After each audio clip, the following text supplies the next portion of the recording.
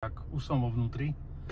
Musím povedať, že hneď čo mi prvé dobre padlo bola táto opierka, lebo ja väčšinou som zvyknutý takto, že to mám stále ruku na páke, ale ako toto je úplne že super. Volant veľmi dobre sedí. Veľmi pekný displej to má, to som až trošku prekvapený. Som čakal, že to bude ešte menšie, ale je to celkom akože k tomuto autu sa to úplne hodí. Dáme si nejaké rádíko, proste všetko, čo by tu malo byť, áno. V rámci sedadiel, všetko na tomto displeji, naozaj veľmi funkčný. GPS-ko, takže úplná paráda. Stavenie klímy, navigácia, telefón, zadná kamera a nejaké appky, ktoré si tu môžete samozrejme pridať. Všetko pekne nastaviteľné, vyhrievaný volant, čo je pre mňa prekvapenie, to som ešte nikdy v živote nikde nevidel na žiadnom aute, pretože hneď som sa snažil dať dole okno, tak tu sa dávajú dole okna. Toto je celkom zaujímavá záležitosť.